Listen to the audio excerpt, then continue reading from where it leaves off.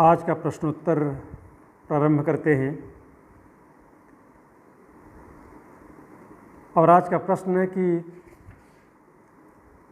AIIMS and objectives of science teaching, और दूसरा इससे रिलेटेड है नीड फॉर फ्रेमिंग ऑब्जेक्टिव्स। एक और प्रश्न जुड़ा हुआ है कि what are the differences between aims and objectives. इस प्रश्न का उत्तर देने से पहले हम लोग थोड़ी देर के लिए यह रिवाइज कर लेते हैं कि what do we mean by education. शिक्षा से हमारा तात्पर्य क्या है। बहुत सारी परिभाषाएं आप लोगों ने शिक्षा की पढ़ी हैं। अपने देश में वैदिक काल से लेकर के आज तक वेदों में जो शिक्षा की परिभाषा दी गई है, वहाँ से होते हुए मध्यकाल स्वामी विवेकानंद, डॉक्टर सर्वपल्ली राधाकृष्णन, महात्मा गांधी, पाश्चात्य जगत में सोक्रेटिस, अरिस्टोटल और Plato, Montessori and John Dewey American, इन सारे लोगों ने शिक्षा की परिभाषाएं दी हैं जो देखने में लगता है कि थोड़ा बहुत या काफ़ी कुछ अंतर है, लेकिन अगर इसको हम जनरलाइज कर देते हैं तो इसका मतलब होता है कि education in the real sense is the modification of the behaviour of the child in the desirable and useful direction. किसी बालक के व्यवहार में वांछनीय परिवर्तन ले आना, उपयोगी परिवर्तन ले आना, इसको हम शिक्षा कहेंगे। दार्शनिक दृष्टिकोण से यह परिभाषा शिक्षा की अपूर्ण लग सकती है, लेकिन अगर हम विचार करेंगे तो पाएंगे कि ले दे करके व्यवहार में वांछनीय परिवर्तन और उपयोगिता की बात की जा रही है, ताकि हर एक व्यक्ति या कम से कम हर एक विद्यार्थी जो विद्यालय में जा रहा है वह प्राकृतिक घटनाओं को समझ पाए। The individual must know some facts of the natural phenomena, properties of matter and their application in daily life।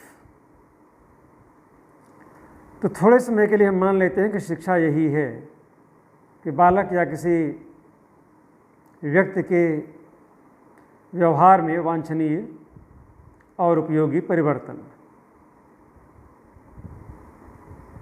अब विज्ञान की थोड़ी सी बात कर लेते हैं। विज्ञान क्या है आप सारे लोग जानते हैं। अब यह सवाल बीएड सेकेंड सेमेस्टर की ओर से है कि what is the aim of teaching science. So the aim of teaching science is not the acquisition of information and a few skills. विज्ञान शिक्षण का उद्देश्य सूचनाओं को जमा किया जाना नहीं है या कुछ उपयोगी कौशल बता दिया जाना, ये नहीं है। एक्चुअली विज्ञान शिक्षण में ये होता है, we try to understand the relationship which connects the answer to the problem।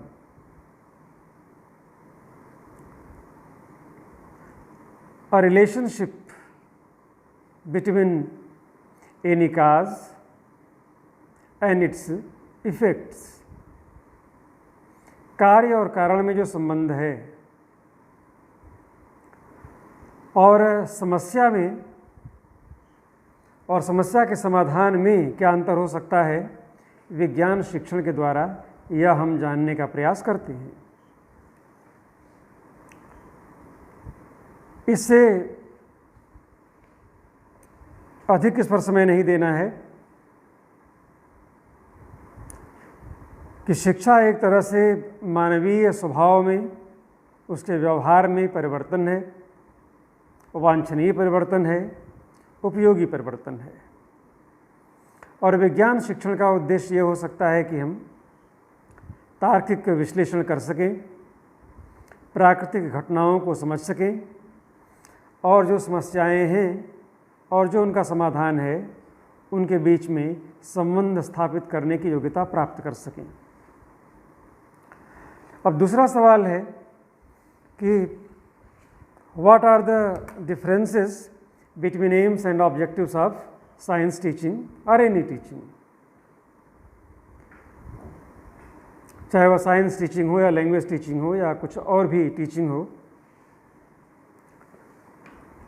कुछ किताबें मैं देख रहा था और उसमें 2 कॉलम बना करके उनका अंतर बताया गया है कि एक ब्रॉड है और एक थोड़ा संकीर्ण है, एक जनरल है और एक अटेनेबल होना ही होना चाहिए।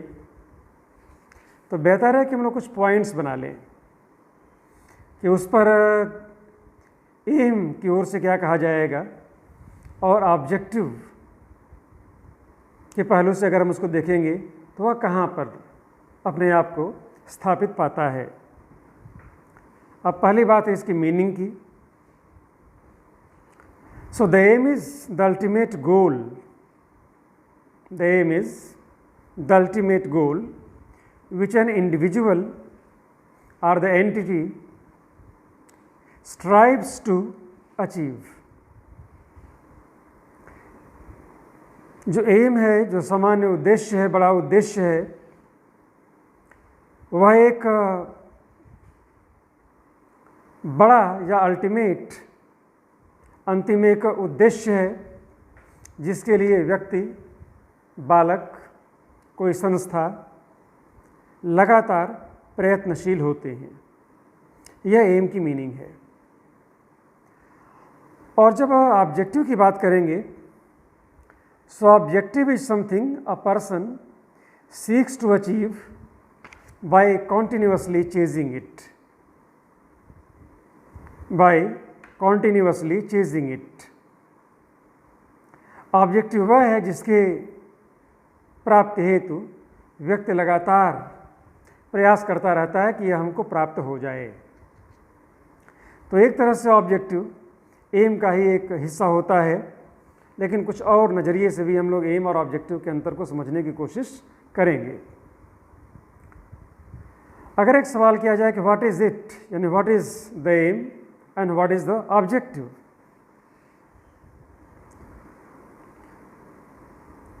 सो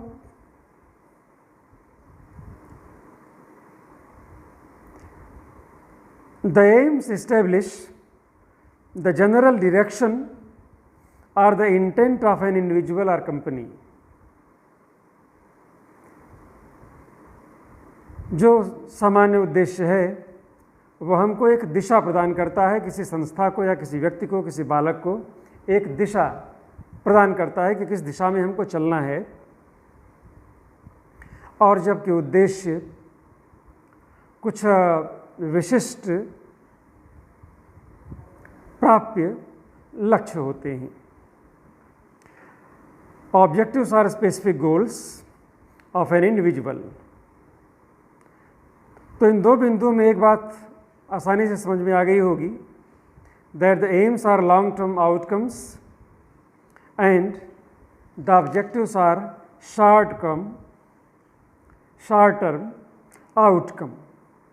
आउटकम को आप नतीजा या परिणाम बोल सकते हैं। लर्निंग आउटकम है, प्रोजेक्ट का आउटकम होता है, काम का आउटकम होता है। तो चाहे नतीजा हो या परिणाम हो। और एक बार फिर से दोहरा दें कि जब हम उद्देश्य की बात कर रहे हैं तो एम की बात कर रहे हैं, यानी सामान्य उद्देश्य की बात कर रहे हैं, ध्येय की बात कर रहे हैं, प्रयोजन की बात कर रहे हैं। और जब ऑब्जेक्टिव की बात कर रहे हैं तो विशिष्ट उद्देश्य की बात कर रहे हैं और यह कुछ अधिक वस्तुनिष्ठ होता है। So in nature aim is long term objective based and objective is short term. Aim जो होता है it is concern with purpose. जो उद्देश्य है वह पर्पज से जुड़ा हुआ होता है, लक्ष्य से यह एक बार फिर उद्देश्य से जुड़ा हुआ होता है, और जबकि ऑब्जेक्टिव अचीवमेंट से, प्राप्ति से जुड़ा होता है। कल्पना क्या करें, कुछ लोग तो चल रहे हैं, ट्रेनें चल नहीं रही हैं और देहरादून से आपको मेरठ जाना है। दिशा तय हो गई और एक दिन में आप पैदल वहाँ पर पहुँचेंगे नहीं, साइकिल से भी पहुँचने में मुश्किल ही लग रहा है।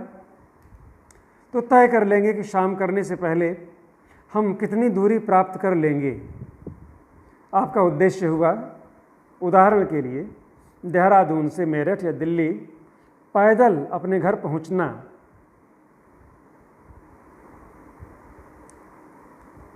तमाम सारी खबरें आप देखते होंगे कि कई लाख लोग रास्तों में फंसे हुए हैं और अपने अपने प्रदेशों को, अपने अपने गाँवों को, अपने पिंड को जा रहे हैं। तो थोड़े समय के लिए मान लें कि अपने गांव पहुंचना उनका लक्ष्य है, जो कि 200-400 किलोमीटर या 1000-2000 किलोमीटर आगे है, और लोगों को चलने के लिए विवश होना पड़ा है। लेकिन एक दिन में यात्रा नहीं होगी। उसे तय करना होगा कि हमारे पास कितनी ऊर्जा है, खाने पीने की कितनी सामग्री है, और दिन में हम साइकिल से या पैदल, अगर वही साधन है तो कितना चल सकते हैं। तो जितना आप प्राप्त कर सकते हैं वह तो आपका उस दिन के लिए ऑब्जेक्टिव है, लेकिन आपका लक्ष्य है, हालांकि यह जीवन का लक्ष्य नहीं है, यह केवल समझाने के लिए यह उदाहरण दिया जा रहा है। तो जो आप घंटे भर के लिए तय करते हैं, 2 घंटे के लिए तय करते हैं, या शाम होने तक के लिए, अगले विश्राम तक के लिए तय करते हैं कि हमें इतनी दूर तक आगे जाना है, वह आपका ऑब्जेक्टिव है। और जहाँ आपने तय कर रखा है कि अगले 4 दिन में या 5 दिन में, 3 दिन में या 10 दिन में, 15 दिन में हम यहाँ तक पहुँचेंगे, या जब तक कोई सहायता नहीं मिल जाती है चलते रहना है, एनी हाउ जेन केन प्रकारेण चलते रहना है, तो थोड़े समय के लिए हम मान सकते हैं कि ये आपका लक्ष्य है। So the aim is concern with the purpose. जाना आपका पर्पस है, and the objective is concern with achievement, कि हम आज कितना चल पाएंगे। अगर वर्णन करने की बात की जाए तो एम बताता है कि what is to be achieved, हमें प्राप्त क्या करना है। इस पॉइंट पर ध्यान देंगे आप लोग। What is to be achieved, क्या प्राप्त किया जाना है। लेकिन विशिष्ट उद्देश्य हमको ये बताता है how it can be achieved. So the aim is more concerned with what, and the objectives are more concerned with how. हमें क्या प्राप्त करना है, यह हमारा सामान्य या दूरगामी उद्देश्य हो सकता है, और हम उसे कैसे प्राप्त करेंगे, हमारी रणनीति क्या होगी, समय सीमा क्या होगी, हमारी गति क्या होगी, इससे हम ऑब्जेक्टिव को समझ सकते हैं। तो यह आने जाने वाली घटना तो केवल उदाहरण के लिए थी। करिकुलम के परिप्रेक्ष्य में और जीवन के परिप्रेक्ष्य में जो गोल होता है, जो लक्ष्य होता है, वह लाइफ लॉन्ग होता है। तो जो उद्देश्य है या जो एम्स हैं वह टाइम बाउंड नहीं होते हैं, वह टाइम बाउंड नहीं होते हैं। लेकिन जो ऑब्जेक्टिव है वह टाइम बाउंड होते हैं। आप शिक्षक होने जा रहे हैं, 1 साल के बाद आप शिक्षक हो जाएंगे, 40 या 50 मिनट के लिए आप क्लास में जाएंगे, आपने लेसन प्लान पाठ योजना बना रखी है कि हमें आज क्लास में जाकर लंबी चौड़ी बातें नहीं करनी है, केवल यह बताना है, अगर आप इतिहास के शिक्षक हैं तो, कि 1857 में जो भारत की आज़ादी की प्रथम लड़ाई लड़ी गई थी, वह कैसे प्रारंभ हुई और उसका परिणाम क्या निकला, वह कितनी सफल थी और कितनी असफल। पूरे इतिहास की बात नहीं करेंगे। इतिहास को समझना यह एम है, लेकिन 1857 के विद्रोह को समझना या उसके एक हिस्से को समझना, यह आपका ऑब्जेक्टिव हो सकता है। So the objective must be time bound, और एम के लिए समय सीमा लंबी होती है और कभी कभी पूरा जीवन ही इसके लिए कम पड़ता है। अब यह है कि एक होता है मेज़रमेंट, कि एम को हम क्या मेज़र कर सकते हैं कि किस सीमा तक प्राप्त किया गया। It is a bit difficult, rather I would say it is impossible. यह पॉसिबल नहीं है, और अगर पॉसिबल नहीं है और मैं बोल रहा हूँ कि इम्पॉसिबल है, तो ऑलमोस्ट इम्पॉसिबल है, थोड़ा संशोधन कर सकते हैं। But objective is, rather objective must be possible and possible only. If it is not possible in a certain time duration, it is not objective.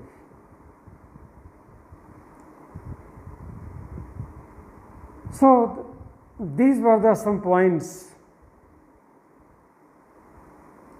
on which we try to differentiate between aim and objectives. अगर बगैर column बनाए इसको समझने की हम और आप चेष्टा करें या दोबारा से प्रयास करें, तो हम कह सकते हैं कि यह स्टेटमेंट है। Aims are statement of intent. Aims are statements of intent.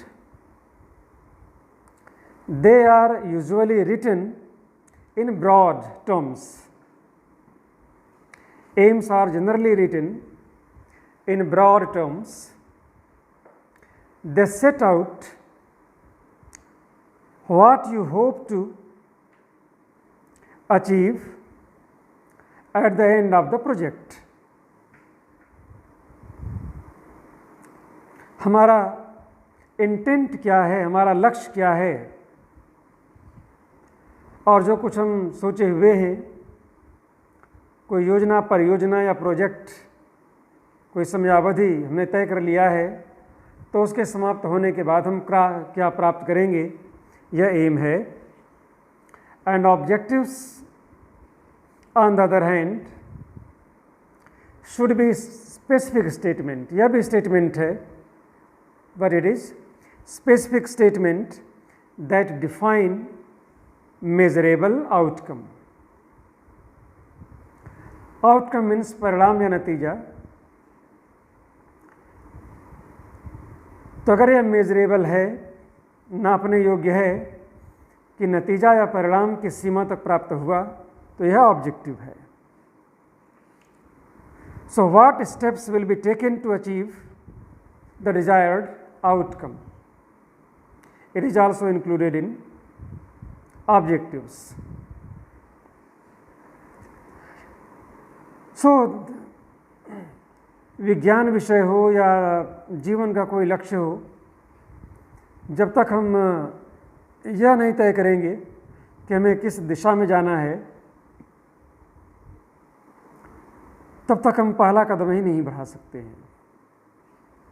और अगर विज्ञान को भी समझना है, तो पहली बात तो विज्ञान को समझना है अपने आप में ही यह एक उद्देश्य है। लेकिन विज्ञान बहुत ही विस्तृत है। आदिकाल से लेकर के आज तक